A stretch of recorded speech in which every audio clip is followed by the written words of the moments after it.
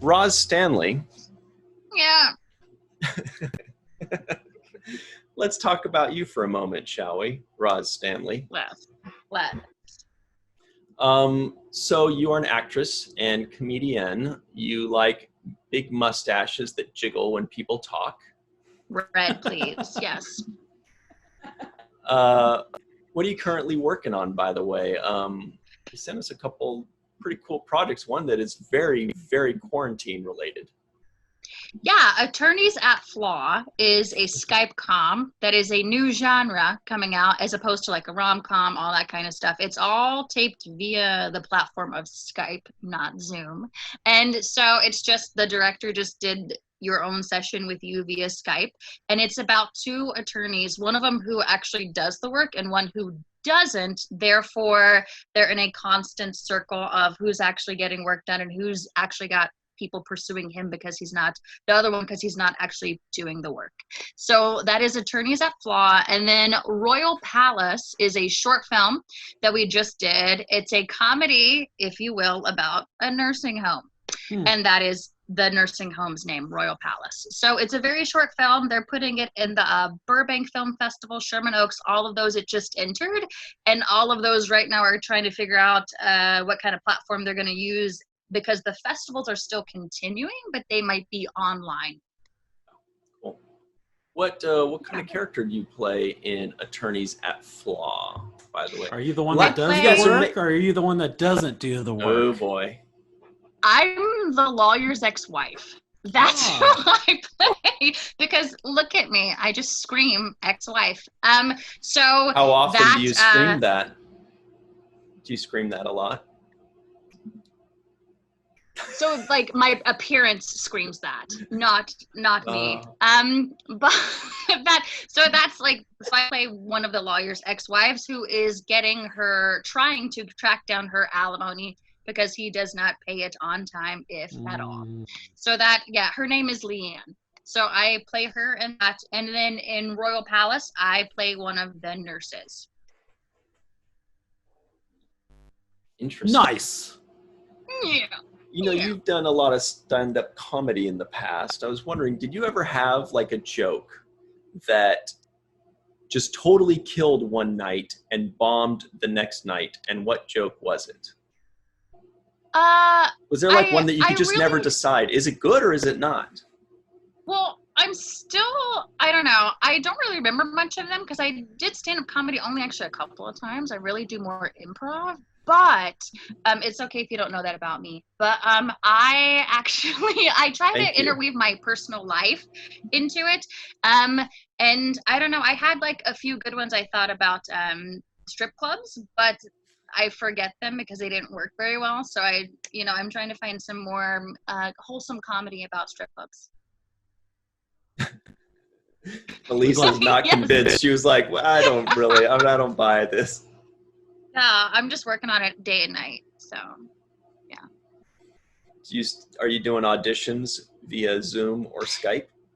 Yes, lots of self-tapes. I've done lots of self-tapes via Actors Access, all those different platforms. And then a lot of, I think back in March, April, a lot of different casting directors had open calls.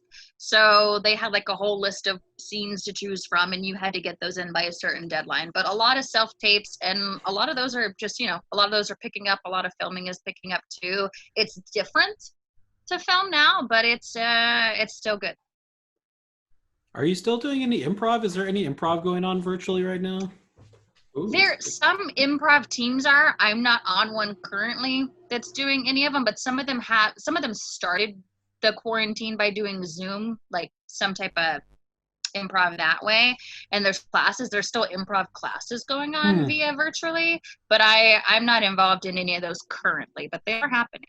Yeah, it seems like it'd be difficult to really get a read from a scene partner virtually. I mean, especially more than two people. Like if they're trying to do like a scene or something like that and that sort of thing. I don't know entirely how it's working. Right. There's virtual open mics for stand-up comedy right now, and I haven't done any of those because it's like I'm not not interested in telling jokes to a screen of people who are not going to be laughing at me. I mean, the same things at an open mic anyway, but at least they're there.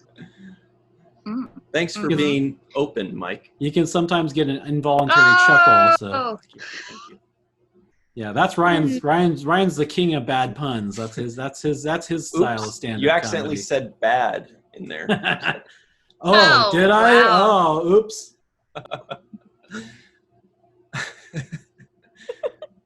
So, Roz, final question from me, because I know that we've been really sticking it to you in this question air.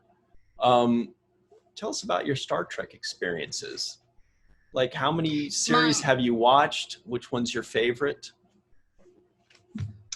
So I have, as a kid, so this is a long time ago, guys, but I religiously would watch it on Saturday nights because it came on before Dr. Quinn Medicine Women, which I would watch right after.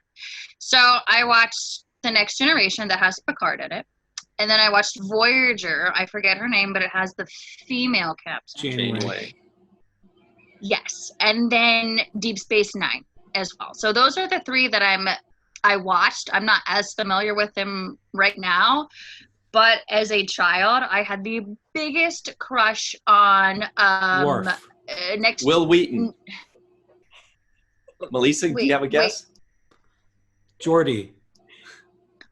Later on in life, I developed one on him, but before him, it was Riker, the bearded guy. Yes. So I would watch that one for him, and just to I just loved it. But I was very confused a few years later because he did the Fact or Fiction TV show, and I was still trying to wrap my mind around what an actor is and that they can do more than one show. So I thought it was hard for me to be like, I was like, wait a second. I was like, wow, Captain Riker's in this mysterious place with blue smoke around him doing stories. And it just took a while. I was very slow about that. I was very, very young and didn't know much. You just upset a lot of people. I'm so sorry. I know. I probably have this Captain whole podcast. Riker. It's Commander. He did become a captain though. He did. But Ryan, he did in canon. Does become a captain. He does. He also becomes an admiral. He was also a lieutenant. But I can hear them angrily, furiously. Nobody's angry at Roz. Come on, she's adorable. Let me say this. Please. He was a captain of my heart. So there you go. See, a captain of your shart. My shart. My God! Yes. Can't believe you caved into that. I reeled it in. Yeah. Melissa, can you believe that she went for it? Yes, because I almost went for it. Nice. Sorry, Mike, you're outnumbered. I guess so, yeah. Usually, yeah. Well, that's cool. Thanks for telling us all about you, Roz. I feel like we learned a lot. Definitely a better person for it. And we'll put all of her social links down in the description below. So click down there, open up the description, look for where it says, hey, here's where you can find out more stuff about Roz. And then click on all of her links, every single one of them, or else. Okay. Stalk me, send me mail, show up at my doorstep. Yeah. Just kidding. I mean, not really. Whatever. Yeah, we're not actually going to put her home address in there. Just a P.O. box. Yeah.